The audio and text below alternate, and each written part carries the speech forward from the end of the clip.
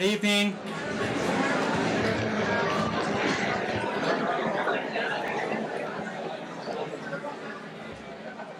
Good evening. Thank you all for coming. I'm Cody Carvel. I'm the president of the Harvard Advocate. Let me begin by expressing my sincerest thanks to all of you in the audience for proving beyond the shadow of a doubt that 400 people in America can still read. But what's more is you recognize excellence. In organizing this reading over the last few weeks, I found myself thinking about how lucky the Advocate was. How lucky we were to fill a room with 400 people of varied backgrounds to listen to three of the greatest writers of our day with equally disparate experiences to share. How lucky we were to share the stage, however brief, with these literary luminaries. To characterize this as luck, however, is dishonest. Creating an audience for the merger of the written and spoken word, we have met a need too often neglected in America. We have filled the room tonight and earned our first and perhaps last 15 minutes through the tireless work and encouragement of countless people that I must regrettably thank here only as the 2001 and 2002 Advocate Executive Boards, our trustees, friends, families, readers, and you, the audience. Our first reader tonight will be John Ashbery, class of 1949, member of the Advocate, author of over 16 books of poetry, and winner of practically every poetry award in the world. Having spent the last 2 weeks of daylight time in the Houghton Library searching through a majority of the 56 boxes recently donated to the university by Mr. Ashbery, I have had what I can call a private privilege of observing a life in asymptotes. As I progressed through each folder, it became increasingly hard to believe that the man whose life I was witnessing unfold in disjointed leaps was quoted as saying he draws a blank when trying to write autobiography. The boxes hold everything from comparative literature papers written at Harvard and Columbia to Deerfield Academy class rosters that include symbols to indicate who he liked as of January 1st, 1945, and who he liked as of March 1st, 1945. Mr. Ashbery, as of March 1st, 1945, liked nearly everyone in his class. But it is his own likability that is perhaps most resonant. From the great literary correspondences, too numerous to mention here, to National Enquirer and Dear Abby clippings in a folder simply labeled Desk, we see testaments of Mr. Ashbery's humanity. From the actual Pulitzer Prize won in 1975, a testament to his humility, to French astrological charts and readings which predict the end of his career falling somewhere between 1982 and 1983, a testament to the 20-plus year inaccuracies in psychic forecast. Look for his forthcoming Chinese whispers this fall. But these boxes do not contain a life. They contain merely images of a life. It is lucky for us that, autobiographical or not, Mr. Ashbery has shared so much of his life, his words and his voice with the public.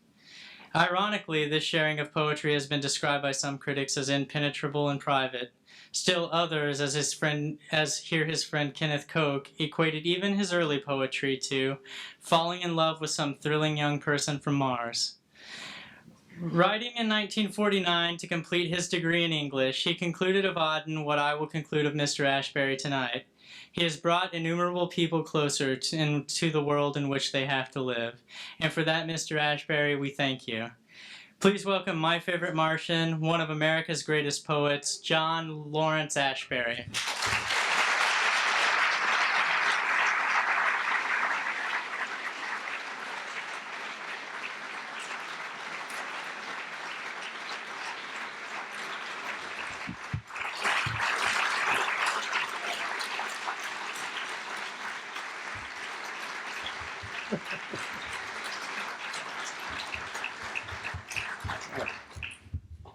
Thank you. It's a great pleasure and honor to be back at Harvard. Not that I haven't been here since I graduated. I remember this room. I haven't been in this room since I heard Irvin Panofsky lecture on Arcadia some 50-some years ago. I was a member of the Harvard Advocate, and I'm going to read a couple of poems that I wrote when I was an undergraduate at Harvard, one of which, Some Trees, was in the Advocate, and I later on used it as a title for my first collection of poems. I was very pleased when this came out. It was, of course, always nice to see one's name in print. And also Richard Wilbur, who happened to be here as a Neiman Fellow at that time, complimented me on this poem very warmly, and I knew he was a certified poet. His first book had just been published to great acclaim, and so this was sort of my first success, I felt. And unfortunately, it was also my farewell to poetry as we know it, I have a feeling. But anyway, here goes. Some trees. These are amazing, each joining a neighbor, as though speech were a still performance, arranging by chance to meet as far this morning from the world as agreeing with it. You and I are suddenly what the trees try to tell us we are, that their merely being there means something, that soon we may touch, love, explain. And glad not to have invented such comeliness, we are surrounded, a silence already filled with noises, a canvas on which emerges a chorus of smiles, a winter morning. Placed in a puzzling light and moving, our days put on such reticence, these accents seem their own defense. And this next poem actually was written slightly before that one, and it's the oldest poem that I've kept. It's a sestina which was inspired by Elizabeth Bishop's sestina, A Miracle for Breakfast. I had just discovered her poetry. And it's called The Painter. Sitting between the sea and the buildings, he enjoyed painting the sea's portrait. But just as children imagine a prayer as merely silence, he expected his subject to rush up the sand and, seizing a brush, plaster its own portrait on the canvas. So there was never any paint on his canvas until the people who lived in the buildings put him to work. Try using the brush as a means to an end. Select for a portrait something less angry and large, and more subject to a painter's moods, or perhaps to a prayer. How could he explain to them his prayer that nature, not art, might usurp the canvas?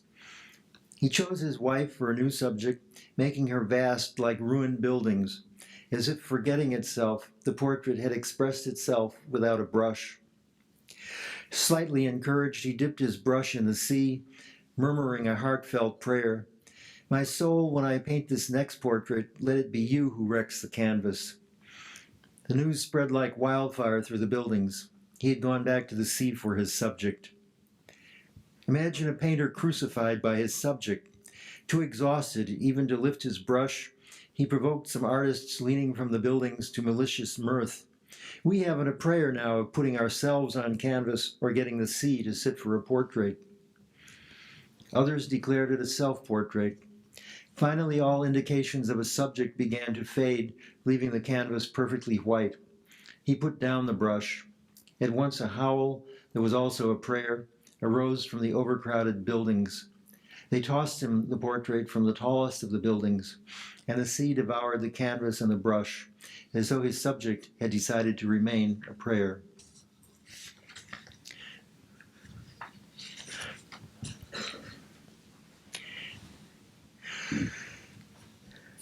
This is a poem written a few years later called He. It was a result of having a dream in which I was writing a poem where every line began with the pronoun he. And when I awoke, I pedantically proceeded to do just that. He cuts down the lakes so they appear straight. He smiles at his feet and their tired mules. He turns up the music much louder. He takes down the Vaseline from the pantry shelf. He is the capricious smile behind the colored bottles. He eats not, lest the poor want some. He breathes of attitudes, the piney altitudes. He indeed is the white cliffs of Dover. He knows that his neck is frozen.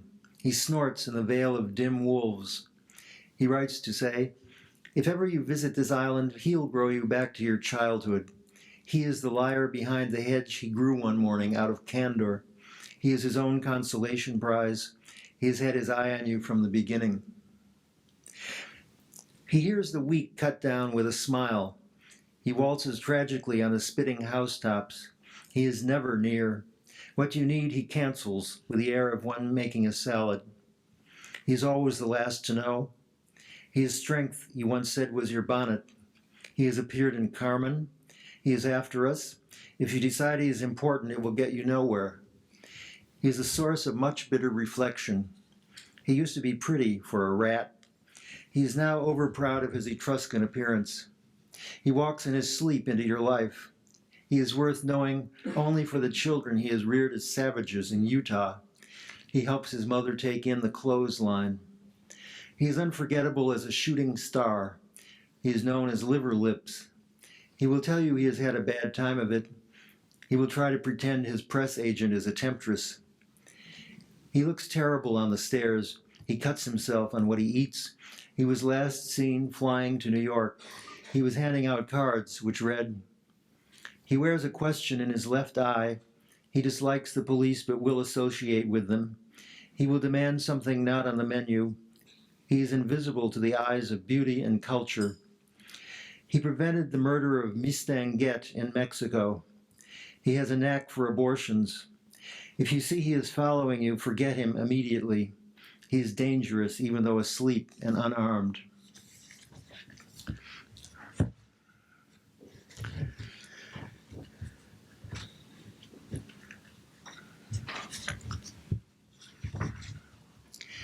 And this from a later book from the late 60s is a poem called Soonest Mended, which I often say is my one-size-fits-all confessional poem.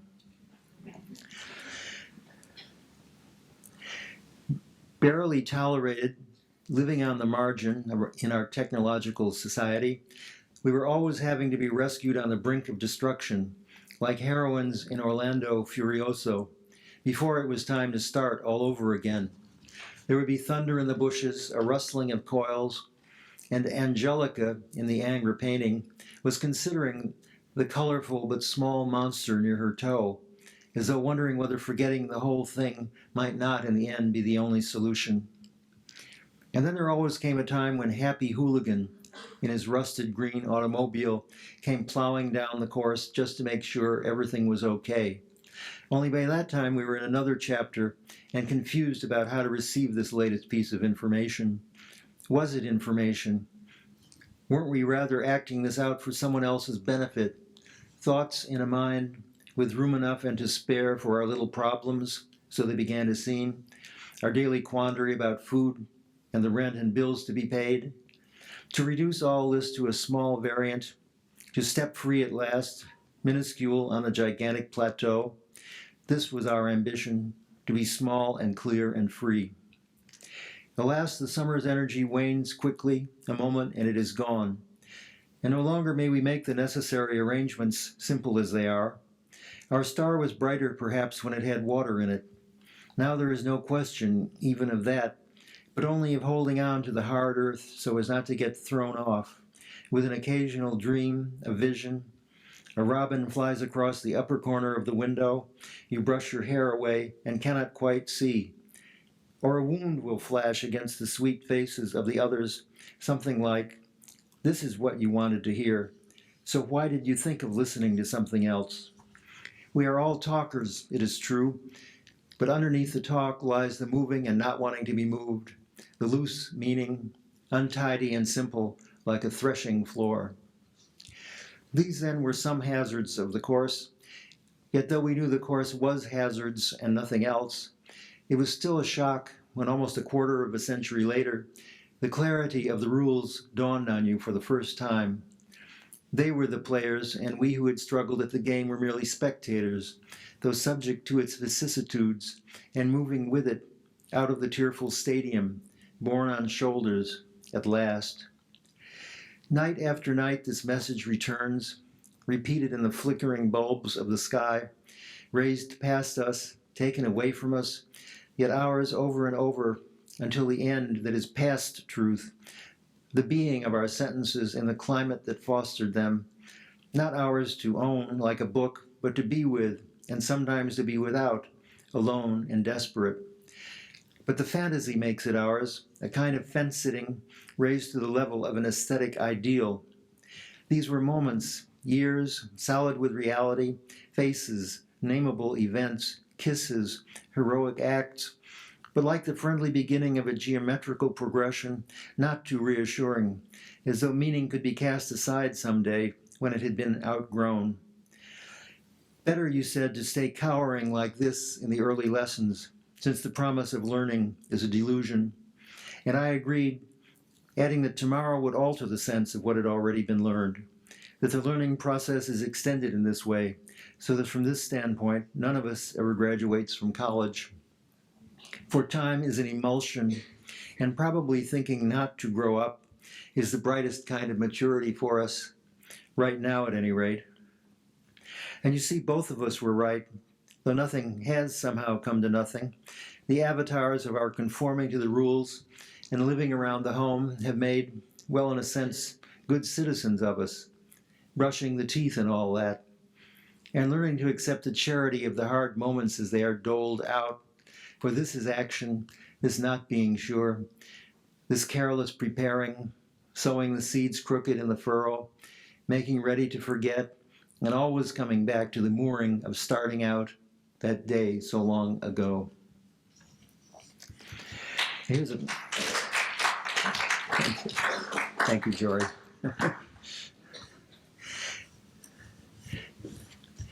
A very short one that I was advised to read by Jory, which I've seldom read. The Chateau Hardware. It was always November there. The farms were a kind of precinct. A certain control had been exercised. The little birds used to collect along the fence. It was the great as though, the how the day went, the excursions of the police. As I pursued my bodily functions, wanting neither fire nor water, vibrating to the distant pinch, and turning out the way I am, turning out to greet you. Well, I'm going to read a couple of recent poems now, which are in a small press book that was published recently called As Umbrellas Follow Rain, but they are also going to be in a larger collection coming out at the end of the year called Chinese Whispers. I'll read prose poems, of which there are several in the book. I won't read all of them. There seems to be a vogue for prose poems at present, and I'm always swayed by fashion. The first one is called A Nice Presentation. I have a friendly disposition, but am forgetful, though I tend to forget only important things. Several mornings ago, I was lying in my bed, listening to a sound of leisurely hammering coming from a nearby building. For some reason, it made me think of spring, which it is. Listening, I heard also a man and woman talking together. I couldn't hear very well, but it seemed they were discussing the work that was being done. This made me smile. They sounded like good and dear people, and I was slipping back into dreams when the phone rang. No one was there. Some of these are perhaps people having to do with anything in the world. I wish to go away on a dark night, to leave people in the rain behind, but am too caught up in my own selfish thoughts and desires for this. For it to happen, I would have to be asleep and already started on my voyage of self-discovery around the world. One is certain then to meet many people and to hear many strange things being said. I like this in a way, but wish it would stop, as the unexpectedness of it conflicts with my desire to revolve in a constant deliberate motion, to drink tea from a samovar, to use chopsticks in the land of the Asiatics, to be stung by the sun's bees and have it not matter. Most things don't matter, but an old woman of my acquaintance is always predicting doom and gloom, and her prophecies matter though they may never be fulfilled. That's one reason I don't worry too much, but I like to tell her she is right but also wrong, because what she says won't happen. Yet how can I or anyone know this? For the seasons do come round in leisurely fashion, and one takes a pinch of something from each, according to one's desires and what it leaves behind. Not long ago I was in a quandary about this, but now it's too late. The evening comes on, and the aspens leaven its stars. It's all about this observatory. A shout fills.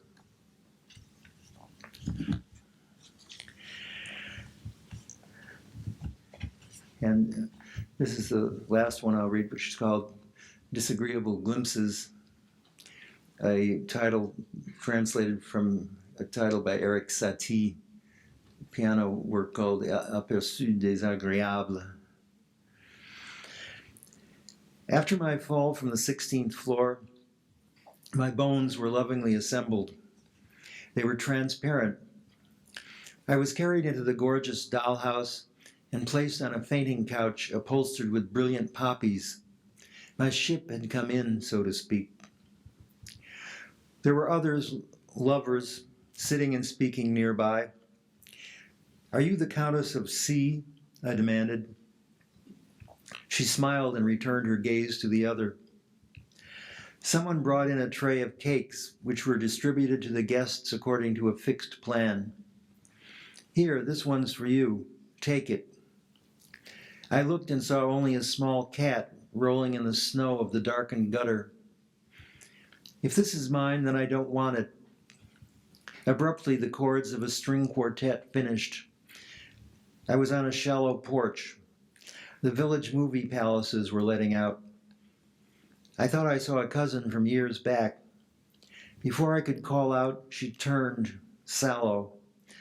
I saw that this was not the person. Conversations continued streaming in the erstwhile twilight. I betook myself to the toll booth. The pumpkin yellow sun lit all this up, climbing slowly from ankles to handlebar. He had shaved his head some 7 years ago. The lovers were bored then. They no longer meandered by the brook's side, telling and retelling ancient secrets, as though this time of life were an anomaly, a handicap that had been foreseen. In truth, these labels don't go far. It was I who made a career in singing, but it could just as well have been somewhere else. Indeed. The dust was sweeping itself up, making sport of the broom. The solar disk was clogged with the bristles of impending resolution. Which direction did he say to take? I'm confused now, a little. It was my understanding we would, in joining hands, be chastised, that the boss man would be sympathetic, the sly apprentice unresonant as a squatter's treehouse. See, though, it wasn't me that dictated the orbits of the plants, the viburnum at the door, and just as I had called to you, the image decomposed, restlessness of fish in a deodorant ad. By golly, Uncle Ted will soon be here. Until it happens, you can catch your breath, looking about the walls of the familiar nest. But his flight was delayed for 5 hours. Now someone was interested. The travel mishaps of others are truly absorbing. He read from a large timetable, and the helium balloon rose straight up out of the city, entered the region of others' indifference and their benighted cares. Can't that child be made to stop practicing? In another life, we were in a cottage made of thin boards above a small lake. The embroidered hems of waves annoyed the shoreline.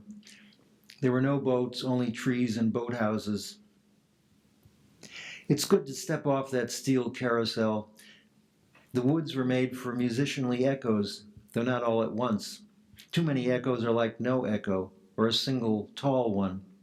Please return dishes to main room after using. Try a little subtlety in self-defense. It'll help, you'll find out. The boards of the cottage grew apart and we walked out into the sand under the sea.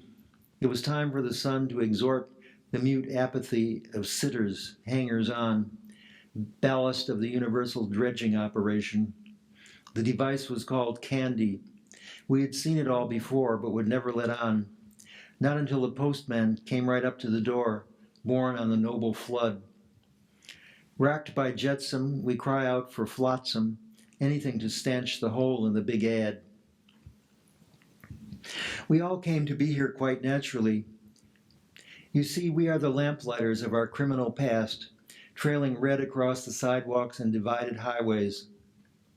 Yes, she said, you most certainly can come here now and be assured of staying, of starving, forever if we wish, though we shall not observe the dark's convolutions much longer, sob. Utterly you are the under one. We are all neighbors if you wish, but don't under any circumstances go crawling to the barrel organ for sympathy. You would only blow a fuse, and where's the force in that? I know your seriousness is long gone, facing pink horizons in other hemispheres. We'd all blow up if it didn't. Meanwhile, it's nice to have a chair. A chair is a good thing to be.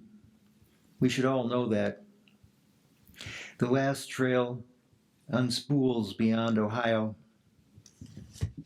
Thank you.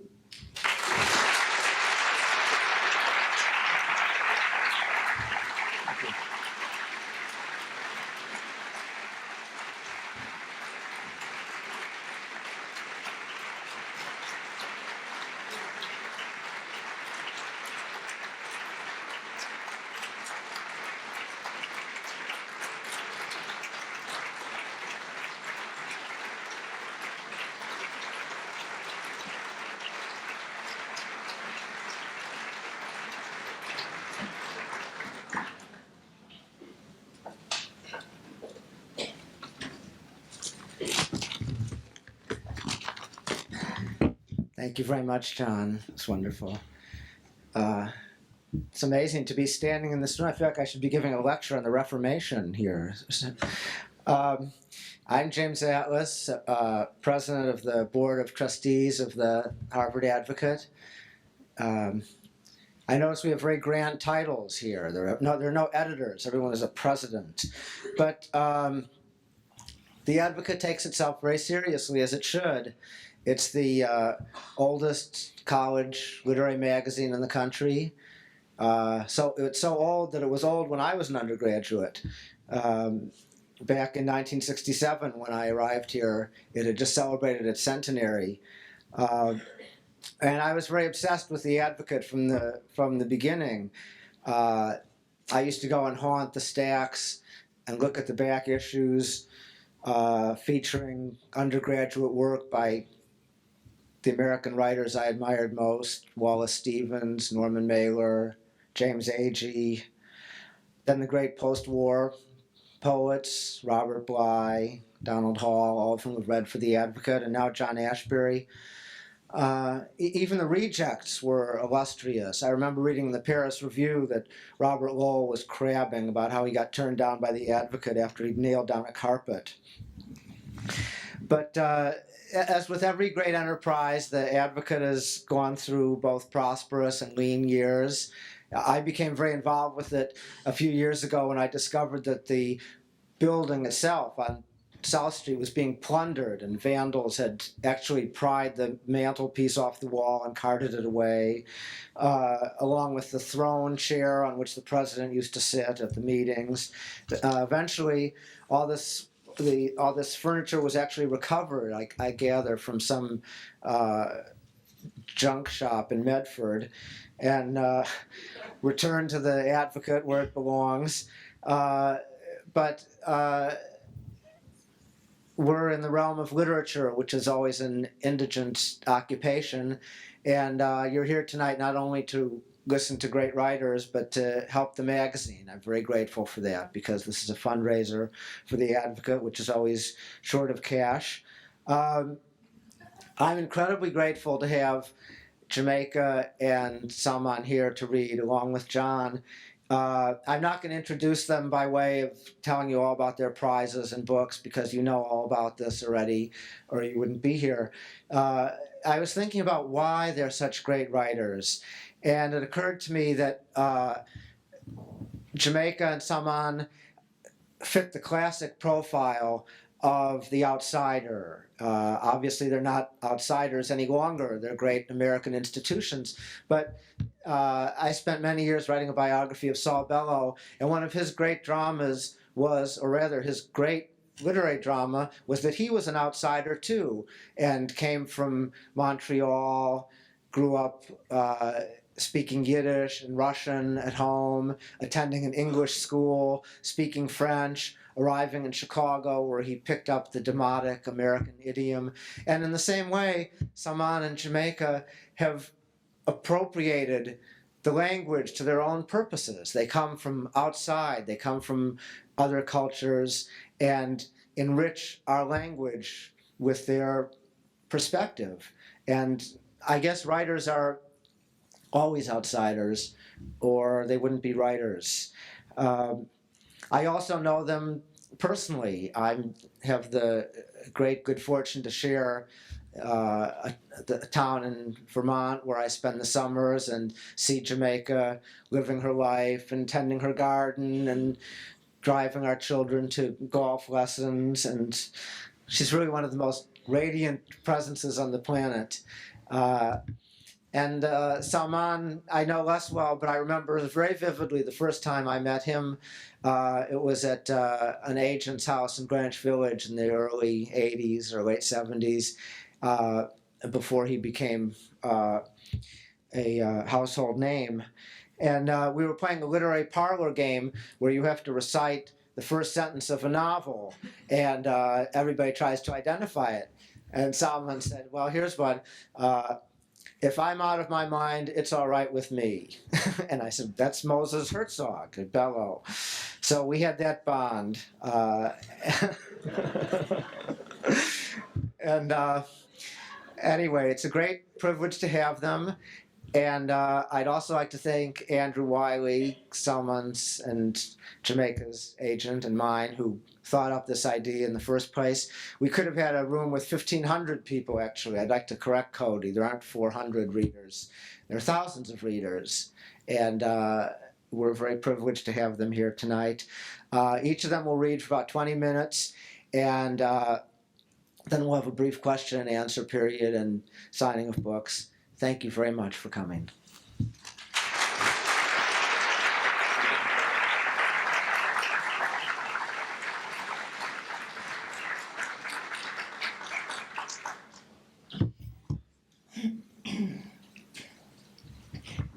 Of course, I was enjoying myself when John was reading. Now suddenly I have to go to the bathroom. So I'll read very quickly. I'm going to read from a novel I'm quite certain will be published in May. And well, I'm quite certain because someone who's even more certain than quite certain tells me this. I've never read from it before, so well, yes, I did read something from it in January, but I'm not certain how it sounds out loud, so bear with me. It's a novel called Mr. Potter. I should just tell you a little bit about it so you're not as much at sea.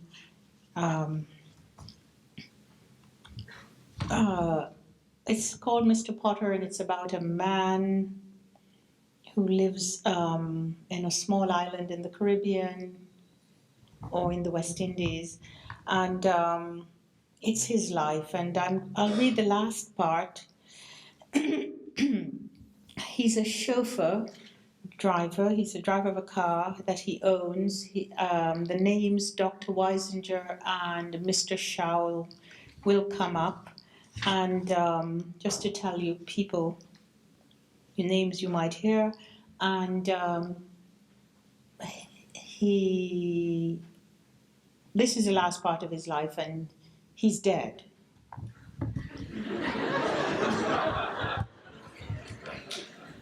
That's always the last part of your life.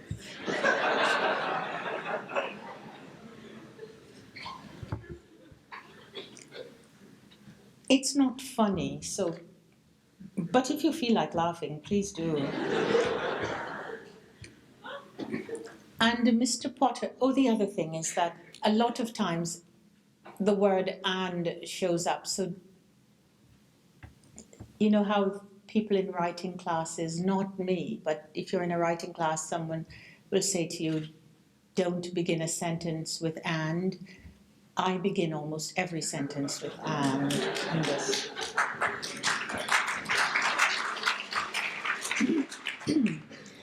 And Mr. Potter returned to his life, the smooth everydayness of it, the ordinariness of it, breathing in, then breathing out, pulling his shirt over his head so that he could wear it, and then pulling his shirt over his head so that he could remove it after wearing it. And his favorite meals were placed before him, and he ate them, and he moved through the streets of St. John's in a car made somewhere in North America. A car to him still seemed so magical, appearing in all its completeness and ready to be carness, without at all betraying how it came to be that, a car. And Mr. Potter's life had been like that to him. Sometimes, if he had thought about it, sometimes his life had been like his car, made somewhere else, appearing as if by magic out of nowhere, and without at all betraying how it came to be. That is how his life appeared to him sometimes, but he could not read and he could not write, and all of his life and all of his feelings were tied up in a capsule, which from time to time he could see in a glimmer, fleetingly, with certainty, and then the opposite of certainty. He knew himself with certainty, but for such a short time that it amounted to nothing at all, and he could not read and he could not write, and his life lay still, for he could not make wars or cause events to make a violent reversal. He made female children, and all of them had noses that resembled his own. And all the silvery twilight in the world did not fall on the top of Mr. Potter's head, and all the silvery twilight in the world did not fall on his shoulders. And he receded back into the world from which I had come, and the world I did not know, and so can still, even now, only yearn for. And he receded into the world from which he had come and knew so well, into the world of driving automobiles whose back seats were larger than the beds in which his daughters were conceived. And these automobiles offered a form of comfort which was unknown to Mr. Potter, getting from one place to another while thinking of something else altogether, something not having to do with the journey at all.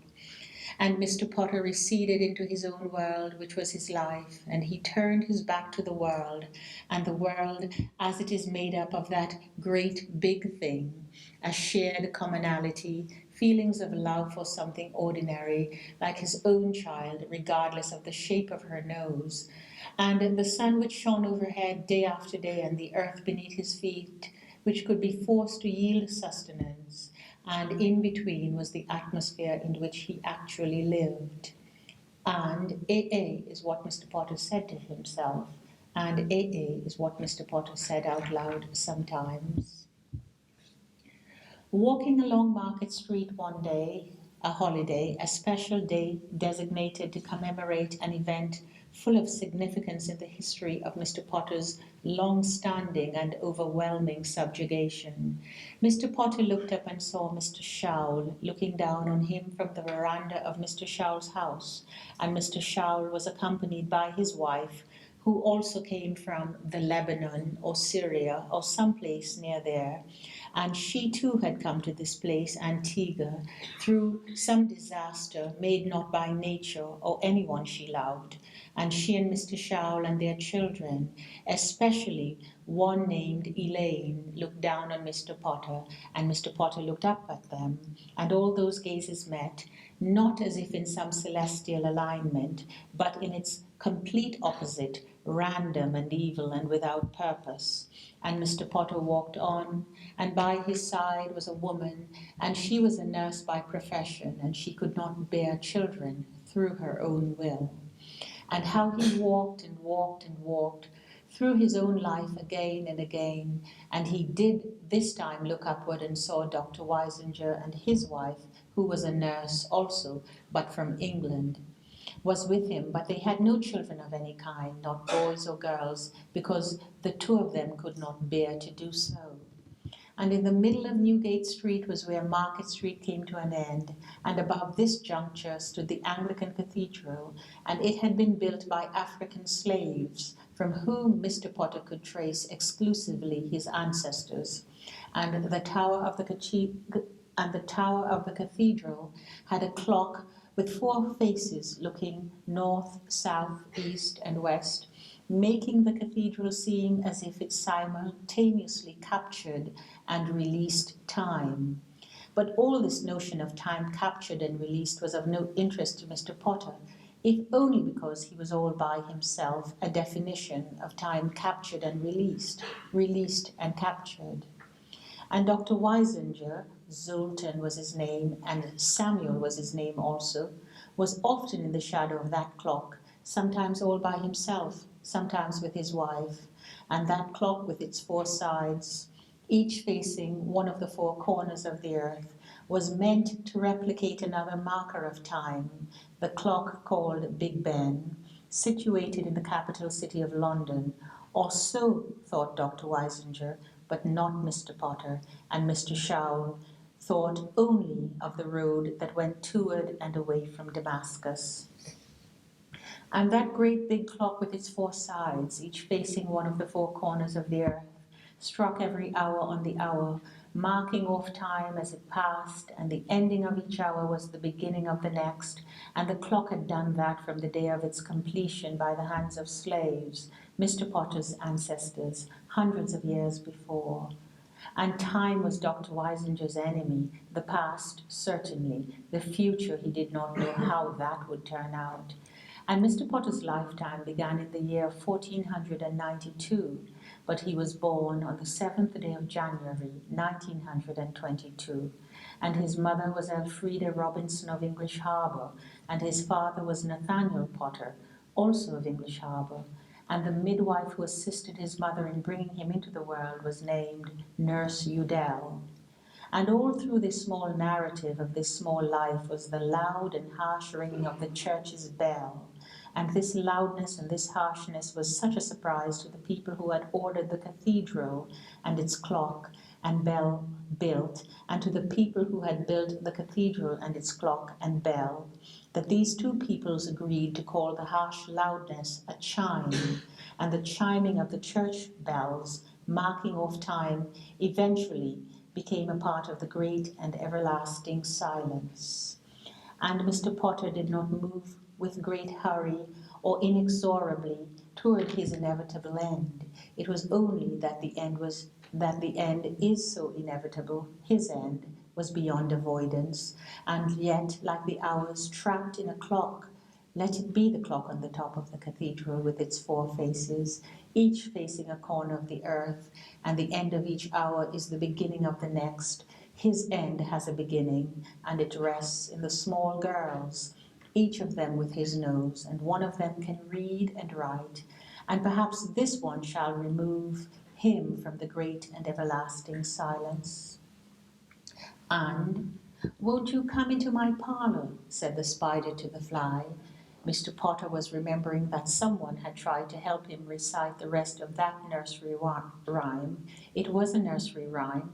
That is what it was, something meant for children, and Mr. Potter thought, a child, but he was never a child. He had always been Mr. Potter. Parlour, spider, fly. Tomorrow is the same as today was a fundamental way of organizing the world to Mr. Potter.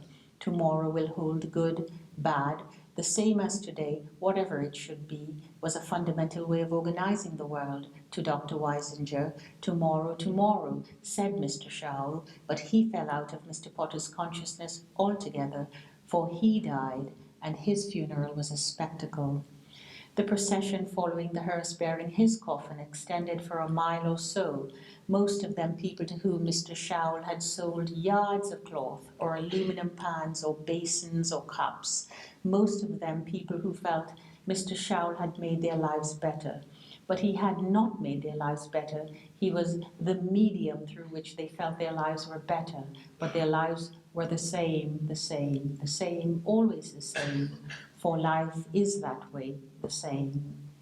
And the red clay that bound itself to Mr. Shaul as he lay dead was indifferent to Damascus, and the road that went toward it, and the road that went away from it. And that same red clay of Antigua that encased Dr. Weisinger as he lay dead in it was very different in texture from ashes. And Dr. Weisinger had once been very close to becoming only ashes, all that would have remained of him, ashes. And Dr. Weisinger died also, but he did not have a long funeral procession, for his patients did not like him or love him, though he had made their lives better. He had made them well when they had been sick, and none of the people he made well mourned him when he died. They only remembered that he had told them he did not like the way they smelt, and he did not like dirt under their fingernails, and he did not like their hair, and he did not like their very existence, for they were so vulnerable, and yet they persisted. So vulnerable was Dr. Weisinger, and he perished in the warm clay that was the opposite of ashes. For everything was the same, yet everything repudiated sameness. Dr. Weisinger's wife died too, and his nurse died too. His wife and his nurse were the same person, and her existence in the world was so ordinary, and so ordinary, and so ordinary again. It does not thrive under observation, and Mr. Potter did not move hurriedly toward his own end. When Mr. Potter died, his death coincided with a natural calamity. It rained, and the rain fell out of the sky as if what was at first a gash widened and widened until there was no sky above, only an ocean emptying itself out, and its contents fell on Mr. Potter's death. And its contents fell on Mr. Potter's death and on everyone who had an interest in his death. I had no interest in his death. His being alive had only recently become known to me. Mr. Potter died. He died again, and he also died only once, in the way all people do, just die, and die. He died, and the rain fell, and my father's body, for Mr. Potter was my father, lay in Mr. Barnes' funeral home, a home that was a house with no windows at all, only a door through which everyone entered, dead or alive. And Mr. Barnes was the true father of Mr. Potter's only son, and that son did not attend Mr. Potter's funeral. His name was Louis, and he lived in Canada then, and he died in Canada eventually. And how helpless is everyone and everything in the face of this eventuality, death. And all his girl children gathered around him, all their noses the same in shape and color, and they looked at him, searching for a sign of recognition, but he could not give them any, for he was dead, and his nose no longer looked like theirs. He was anonymous, the way the dead are, anonymous, and only the living can make sense of the dead. The dead cannot make sense of any living thing, and Mr. Potter's daughters could not make any sense of him. So doomed Mr. Potter was to be encased within his own self, with all his limitations and all his boundaries had no borders. So doomed he was to liking his own gait as he imagined himself walking toward and away from Mr. Shaul's garage. Doomed to liking the noses of his girl children as they appeared before him, sometimes through his own seeking them out, sometimes when he did not wish to know of their existence in the first place.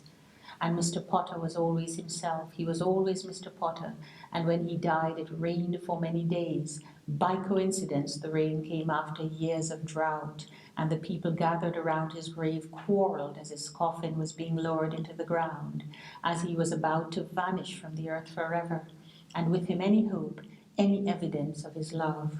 And they quarreled over his love, for they had nothing to show for it but their noses. And all through that day of his burial, the rain fell and fell, with such ferocious constancy as if the world from then on would be made up only of that, rain and rain and rain, and the water gathered up in the hole, 6 feet deep. That was to be Mr. Potter's grave, and it stayed there, waiting as if it were the beginning of something, a new world, but it was only Mr. Potter's grave, and his burial had to be postponed, for the grave diggers could not bail out all the water that had gathered in his grave before nightfall. The day into which Mr. Potter had died was so much the opposite of the day into which the sun was always in the middle of the sky. The sun was blotted out by an eternal basin of rain, and that basin had, by accident, been inverted. How sad never to hear again the sound of a mother hen chirping with satisfaction at the sight of an overly bloated worm, which she knows will be nourishment for her baby chicks. How sad never again to see a rainbow gracing the arc of the sky in that space before the horizon begins and ends. How sad never again to see the gleaming mound that is the top of a woman's breast. Never to look up and see a sky sealed blue and blue and blue again, and to know that blue signals the sky's opposition to moisture-bearing clouds.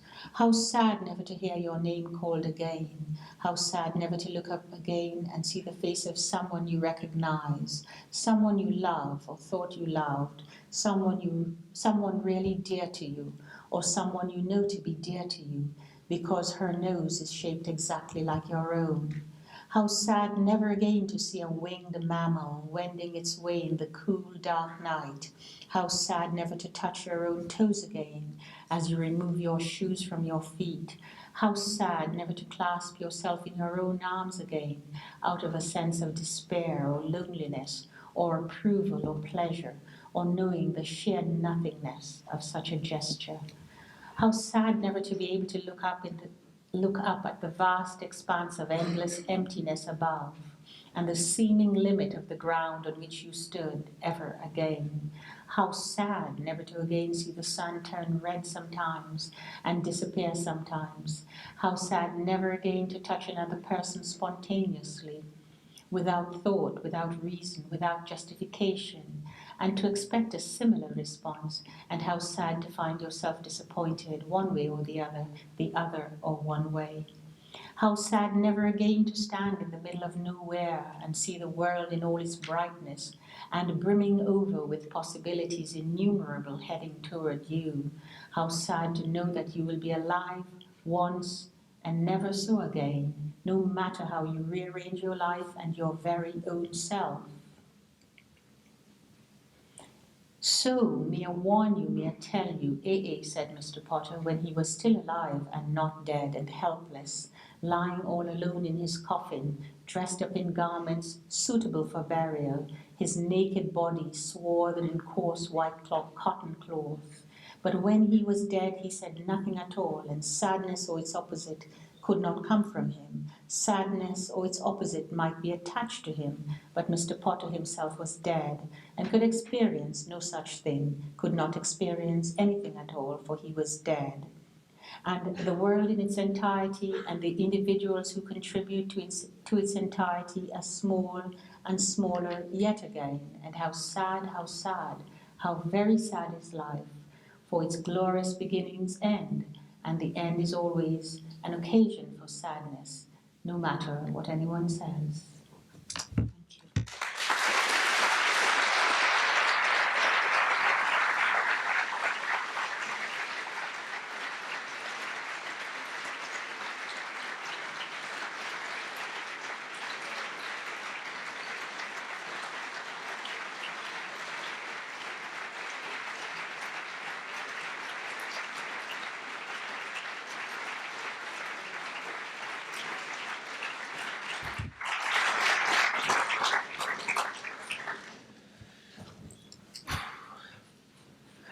I'm from the other Cambridge.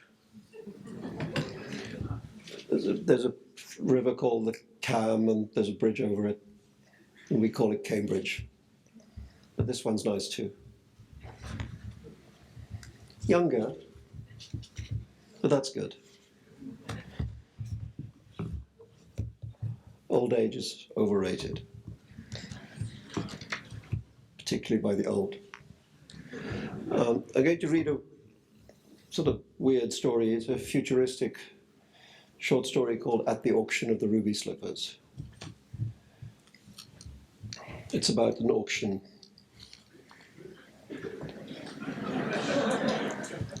At which one of the lots is ruby slippers.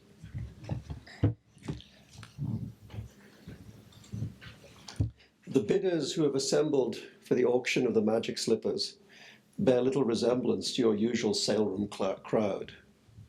The auctioneers have publicized the event widely and are prepared for all comers. People venture out but rarely nowadays. Nevertheless, and rightly, the auctioneers believed this prize would tempt us from our bunkers. High feelings are anticipated. Accordingly, in addition to the standard facilities provided for the comfort and security of the more notable personages, extra-large bronze cuspidors have been placed in the vestibules and toilets for the use of the physically sick. Teams of psychiatrists of varying disciplines have been installed in strategically located neo-Gothic confessional booths to counsel the sick at heart. Most of us nowadays are sick. There are no priests. The auctioneers have drawn a line. The priests remain in other nearby buildings with which they are familiar, hoping to deal with any psychic fallout, any insanity overspill. Units of obstetricians and helmeted police SWAT teams wait out of sight in side alleys in case the excitement leads to unexpected births or deaths. Lists of next of kin have been drawn up and their contact numbers recorded. A supply of straitjackets has been laid in. See, behind bulletproof glass, the ruby slippers sparkle. We do not know the limits of their powers. We suspect that these limits may not exist. Movie stars are here among the bidders, bringing their glossy, spangled auras to the sale room. Movie star auras, developed in collaboration with masters of applied psychics, are platinum, golden, silver, bronze. Certain genre actors specializing in villainous roles are surrounded by auras of evil, livid green, mustard yellow, inky red. When one of us collides with a star's priceless and fragile aura, he or she is instantly knocked to the floor by a security team and hustled out to the waiting paddy wagons. Such incidents slightly reduce the crush in the grand sale room. The memorabilia junkies are out in predictable force, and now with a ducking movement of the head, one of them applies her desperate lips to the slipper's transparent cage, setting off the state-of-the-art defense system whose programmers have neglected to teach it about the relative harmlessness of such a gesture of adoration. The system pumps 100,000 volts of electricity into the collagen-implanted lips of the glass kisser, terminating her interest in the proceedings. It is an unpleasantly whiffy moment, but it fails to deter a second aficionado from the same suicidal act of devotion. When we learn that this moron was the lover of the first fatality, we rather wonder at the mysteries of love, whilst reaching once again for our perfumed handkerchiefs. The cult of the ruby slippers is at its height. A fancy dress party is in full swing. Wizards, lions, scarecrows are in plentiful supply. They jostle crossly for position, stamping on one another's feet. There is a scarcity of tin men on account of the particular discomfort of the costume. Witches bide their time on the balcons and galeries of the grand sale room, living gargoyles with, in many cases, high credit ratings. One corner is occupied entirely by totos, several of whom are copulating enthusiastically, obliging a rubber-gloved janitor to separate them so as to avoid giving public offense. He does this with great delicacy and taste. We, the public, are easily, lethally offended. We have come to think of taking offense as a fundamental right. We value very little more highly than our rage, which gives us, in our opinion, the moral high ground. From this high ground, we can shoot down at our enemies and inflict heavy fatalities. We take pride in our short fuses. Our anger elevates, transcends. Around the, let us say, shrine of the ruby sequin slippers, pools of saliva have been forming. There are those of us who lack restraint, who drool. The jump-suited Latino janitor moves amongst us, a pail in one hand and a squeegee mop in the other. We admire and are grateful for his talent for self-effacement. He removes our mouth waters from the floor without causing any loss of face on our part. Opportunities for encountering the truly miraculous are limited in our Nietzschean relativistic universe. Behaviorist philosophers and quantum scientists crowd around the magic shoes. They make indecipherable notes. Exiles, displaced persons of all sorts, even homeless tramps have turned up for a glimpse of the impossible. They have emerged from their subterranean hollows and braved the bazookas, the Uzi-armed gangs high on crack or smack or ice, the smugglers, the emptiers of houses. The tramps wear stenchy jute ponchos and hawk noisily into the giant potted yuccas. They grab fistfuls of canapes from trays borne upon the superb palms of A-list caterers. Sushi is eaten by them with impressive quantities of wasabi sauce, to whose inflammatory powers the hobos' insides seem impervious. SWAT teams are summoned, and after a brief battle involving the use of rubber bullets and sedative darts, the tramps are removed, clubbed into unconsciousness and driven away. They will be deposited some distance beyond the city limits, out there in that smoking no man's land surrounded by giant advertising hoardings into which we venture no more. Wild dogs will gather round them, eager for luncheon. These are uncompromising times. Political refugees are at the auction. Conspirators, deposed monarchs, defeated factions, poets, bandit chieftains. Such figures no longer wear the black berets, the pebble-lensed spectacles and enveloping greatcoats of yesteryear, but strike resplendent attitudes in boxy silken jackets and high-waisted Japanese couture pantaloons. The women sport toreador jackets bearing sequined representations of great works of art. One beauty parades Guernica on her back, while several others wear glittering scenes from the Disasters of War sequence by Francisco Goya. Incandescent as they are in their suits of lights, the female political refugees fail to eclipse the ruby slippers and huddle with their male comrades in small, hissing bunches, periodically hurling imprecations, ink pellets, spitballs, and paper darts across the salon at rival clusters of émigrés. The guards at the exits crack their bullwhips idly, and the politicals control themselves. We revere the ruby slippers because we believe they can make us invulnerable to witches, and there are so many sorcerers pursuing us nowadays. Because of their powers of reverse metamorphosis, their affirmation of a lost state of normalcy in which we have almost ceased to believe, and to which the slippers promise us we can return, and because they shine like the footwear of the gods.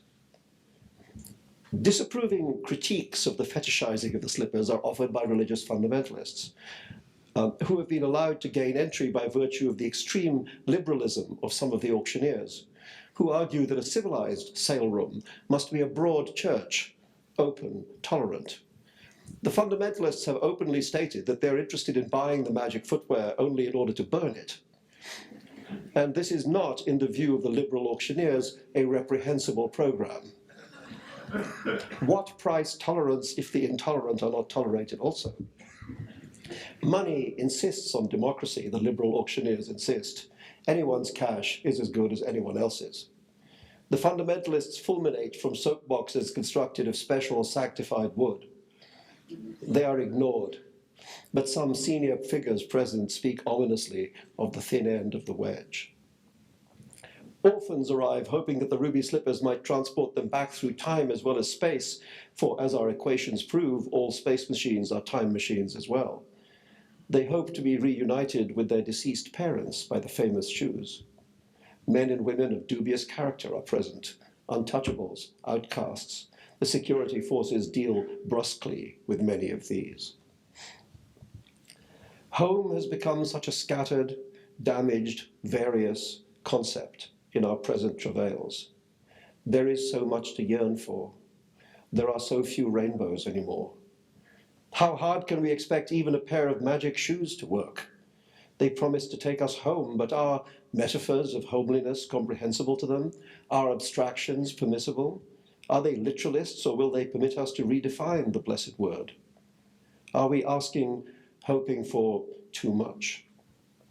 As our numberless needs emerge from their redoubts and press in upon the electrified glass, will the shoes, like the Grimm's ancient flatfish, lose patience with our ever-growing demands and return us to the hovels of our discontents? The presence of imaginary beings in the sale room may be the last straw.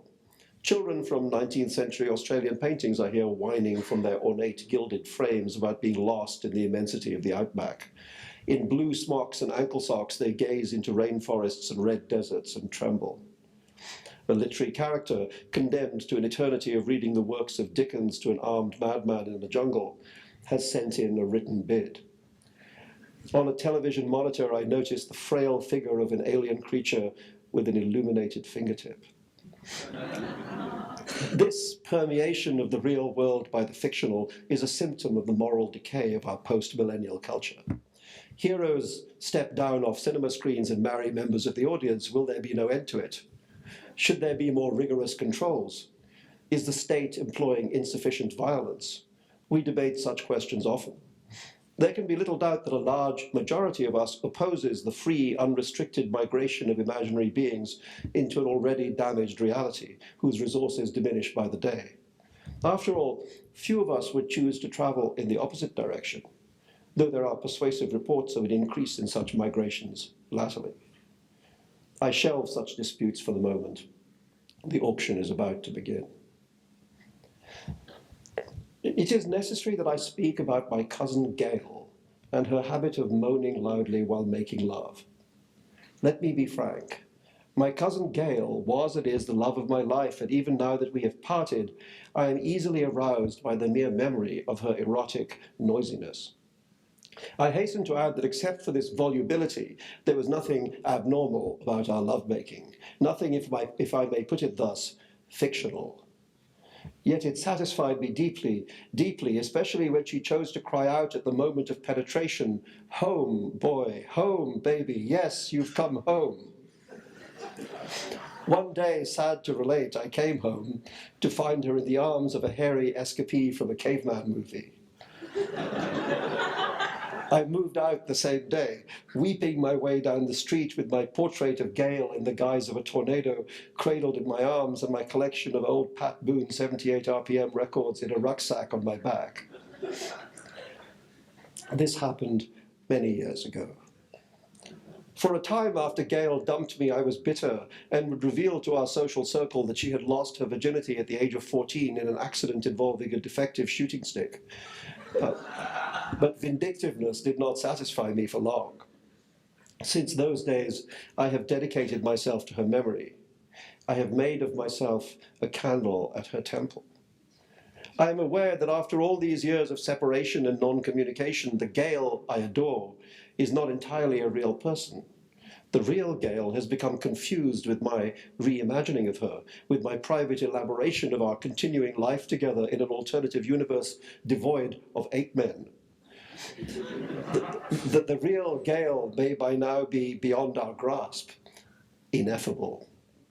I caught a glimpse of her recently. She was at the far end of a long, dark, subterranean barroom guarded by freelance commandos bearing battlefield nuclear weapons. There were Polynesian snacks on the counter and beers from the Pacific Rim on tap, Kirin, Tsingtao, Swan. At that time, many television channels were devoted to the sad case of the astronauts stranded on Mars without hope of rescue, and with diminishing supplies of food and breathable air. Official spokesmen told us of the persuasive arguments for the abrupt cancellation of the space exploration budget. We found these arguments powerful. Influential voices complained of the sentimentality of the images of the dying spaceman. Nevertheless, the cameras inside his marooned craft continued to send us poignant pictures of his slow descent into despair, his low-gravity, weight-reduced death. I watched my cousin Gail as she watched the bar's TV. She did not see me watching her, did not know that she had become my chosen program. The condemned man on another planet, the condemned man on TV, began to sing a squawky medley of half-remembered songs. I was reminded of the dying computer Hal in the old film 2001: A Space Odyssey. Hal sang Daisy, Daisy as it was being unplugged. The Martian, for he was now a permanent resident of that planet, offered us his spaced-out renditions of Swanee, Show Me the Way to Go Home, and several numbers from The Wizard of Oz. And Gail's shoulders began to shake. She was crying. I did not go across to comfort her.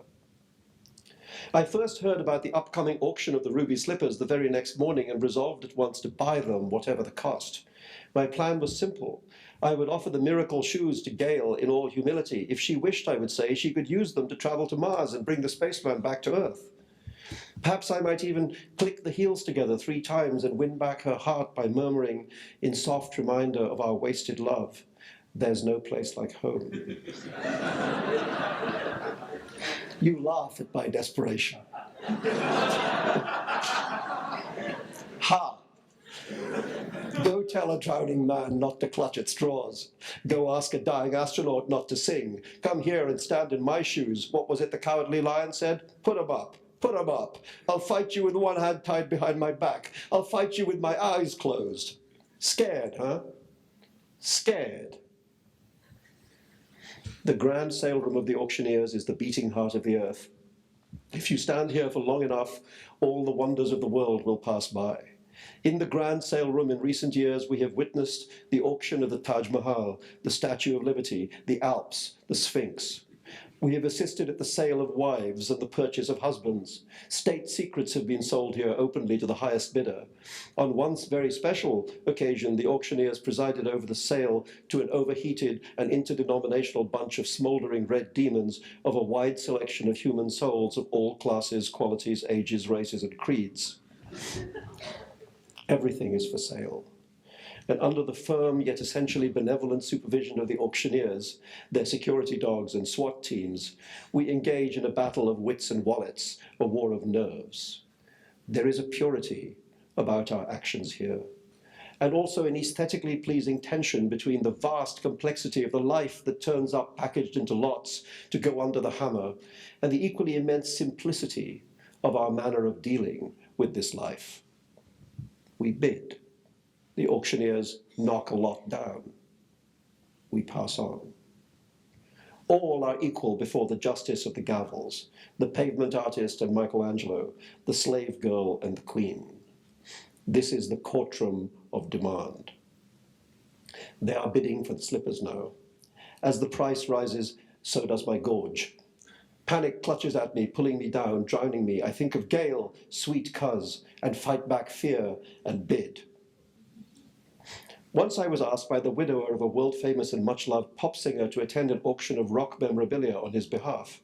He was the sole trustee of her estate, which was worth tens of millions. I treated him with respect. "There's only one lot I want," he said. "Spend whatever you have to spend." It was an article of clothing, a pair of edible rice paper panties in peppermint flavor, purchased long ago in a store on, I think this was the name, Rodeo Drive. My employer's late wife's stage act had included the public removal and consumption of several such pairs. More panties in a variety of flavors, chocolate chip, Knickerbocker Glory, Cassata, were hurled into the crowd. These too were gobbled up in the general excitement of the concert, the lucky recipients being too carried away to consider the future value of what they had caught. Undergarments that had actually been worn by the lady were therefore in short supply and presently in great demand. During that auction, bids came in across the video links with Tokyo, Los Angeles, Paris, and Milan, bids so rapid and of such size that I lost my nerve. However, when I telephoned my employer to confess my failure, he was quite unperturbed, interested only in the final price. I mentioned a 5-figure sum, and he laughed. It was the first genuinely joyful laugh I'd heard from him since the day his wife died. "That's all right then," he said. "I've got 300,000 of those." It is to the auctioneers we go to establish the value of our pasts, of our futures, of our lives. The price for the ruby slippers is rising ever higher. Many of the bidders would appear to be proxies, as I was on the day of the underpants, as I am so often in so many ways. Today, however, I am bidding perhaps literally for myself. There's an explosion in the street outside. We hear running feet, sirens, screams. Such things have become commonplace. We stay where we are, absorbed by a higher drama. The cuspidors are in full employment. Witches keen, movie stars flounce off with tarnished auras. Queues of the disconsolate form at the psychiatrist's booths. There is work for the club-wielding guards, though not, as yet, for the obstetricians. Order is maintained. I am the only person in the sale room still in the bidding. My rivals are disembodied heads on video screens and unheard voices on telephone links. I am doing battle with an invisible world of demons and ghosts, and the prize is my lady's hand. At the height of an auction, when the money has become no more than a way of keeping score, a thing happens which I am reluctant to admit. One becomes detached from the earth. There is a loss of gravity, a reduction in weight, a floating in the capsule of the struggle. The ultimate goal crosses a delirious frontier. Its achievement and our own survival become, yes, fictions. And fictions, as I have come close to suggesting before, are dangerous. In fiction's grip, we may mortgage our homes, sell our children to have whatever it is we crave. Alternatively, in that miasmal ocean, we may simply float away from our desires and see them anew from a distance so that they seem weightless, trivial. We let them go. Like men dying in a blizzard, we lie down in the snow to rest. So it is that my cousin Gail loses her hold over me in the crucible of the auction. So it is that I drop out of the bidding, go home and fall asleep. When I awake, I feel refreshed and free. Next week, there is another auction. Family trees, coats of arms, royal lineages will be up for sale, and into any of these one may insert any name one chooses, one's own or one's beloved's. Canine and feline pedigrees will be on offer too. Alsatian, Burmese, Saluki, Siamese, Cairn Terrier. Thanks to the infinite bounty of the auctioneers, any of us, cat, dog, man, woman, child, can be a blue blood, can be as we long to be, and as, cowering in our shelters, we fear we are not somebody. Thank you.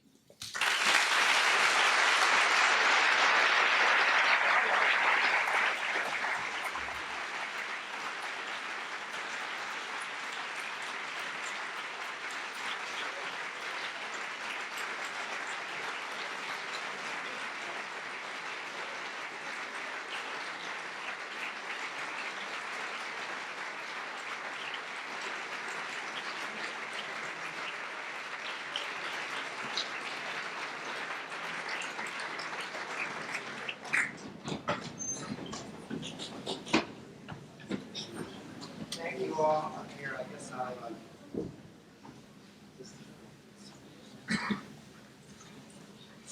Well, that was very thrilling. It's amazing to have collected all these people in this room.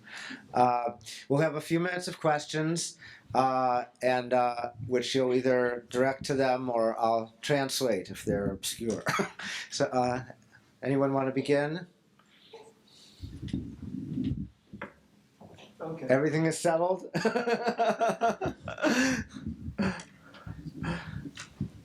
Well, I'm surprised that this is such a shy group. What? Nobody ever asked the first question. Well, I'll ask the second. well, I'll ask the first question. How is that? And then someone else can ask, since I have the microphone.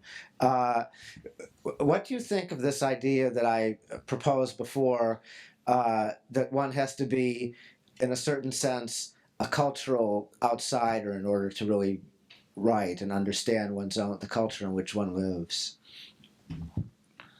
Someone? No, you answer. So yeah. I think you've got to be inside and outside at the same time. I think you've got to. It's a kind of stereoscopic vision, you know. I think if you're not inside your subject, then you can't feel it, and you can't make people feel it. And if you're not outside it, then in some way you have to step outside the frame in order to see the picture. You know. Yeah. So I think it's. I've always felt that you somehow have to perform the difficult act to be both at once. Right. What about you, Jamaica? Oh, I'm always terrified to be asked questions like that because I know you're right, and yet What difference does it make? When it really comes down to it. I don't know. I mean, I never expected. I knew I was going to write. I never expected anyone to read it,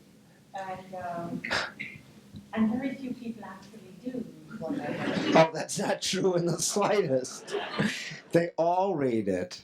That is one of those expectations that I don't really like to be fulfilled.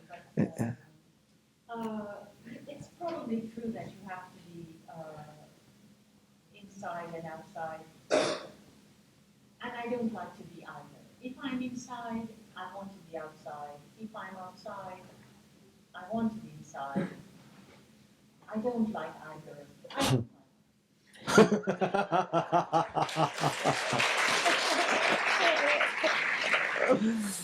Well, you're lucky you don't have to think about it. Yes? In the white shirt there? That's you. Stand up. Up. So for Ms. Kincaid and Mr. Rushdie especially, I think, there's been a lot of interest recently, I guess in the last decade or so, in writers who write from outside the tradition that they're read in. I'm not summarizing very well, but I don't know if you're familiar with the theory of it. And I was wondering whether you become impatient with your use in such analysis of literature. A little like the one going on right now. Are you criticizing me? I think make more use of it, actually. But this sometimes this idea that people, non-American writers, are being read by Americans is just another example of American generosity, really. It's not.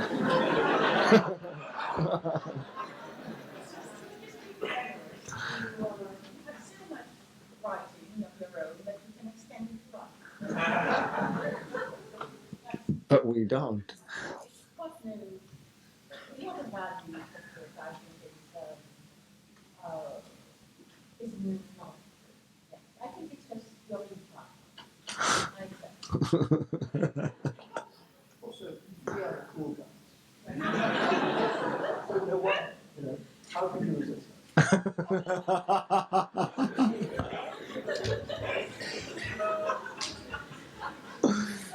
What's the alternative?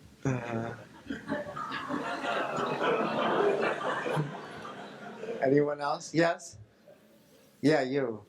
I'd like to know what the three of you were reading now. What I'm reading right now? Yeah, what are you reading? What do you What books?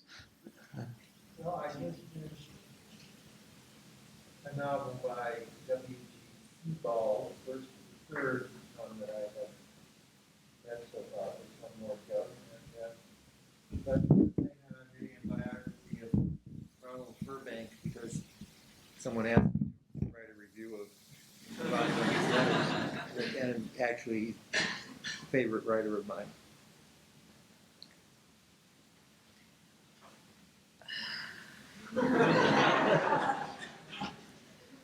Well, I'm reading the things I'm teaching, but what I'm really reading are garden catalogues. At this moment, what I'm really reading are garden catalogues. That is contemporary garden catalogs or classic? contemporary garden catalogues. Garden catalogues are always contemporary. What am I reading? Well, I'm reading an advanced copy of a novel by a writer who's a friend of mine, Siri Hustvedt, her third novel called What I Loved, which on the basis of the first 100 pages, I think is pretty terrific. And a novel by an Indian writer, formerly, well, or still an Indian publisher, called David Davidar, a book called The House of the Blue Mangoes, set in South India, kind of multi-generational novel set in South India. Wonder where he got that idea. David's a very distinguished publisher in that he's actually responsible, I think, in many ways, for publishing a lot of the contemporary kind of boom in Indian writing. He was Arundhati Roy's first publisher. He was early publisher of Vikram Seth. He was a big publisher of most of the younger Indian writers who've emerged, of late. And now he's discovered that he can write as well. Guess who published his book? Advantages to running a publishing company. But no, actually, it seems to be, again, I'm about halfway through it, and I think it's a pretty good novel. Disgusting when you discover your publishers could write. They should just shut up and publish. But no, they cross the frontier. You see, the boundary between the fictional world and the real world is unfortunately permeable, and publishers even step across it. House of Blue Mangoes, good book. Recommend it. Anyone else? Always got one more. Yeah. I want to ask if it's possible to be an artist and also be happy. I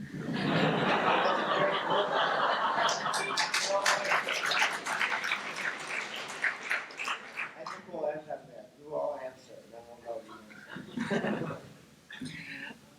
When I don't know yet.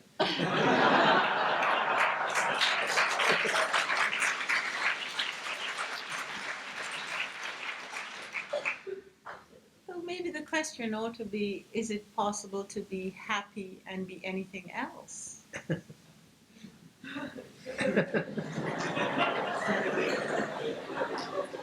Well, I'm extremely happy.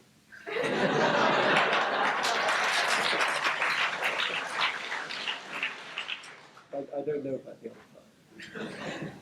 Well, all right. I'm extremely happy too. Happy to be part of this evening and these guests, and you've been a wonderful audience.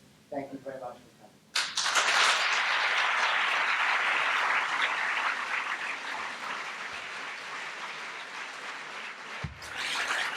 coming.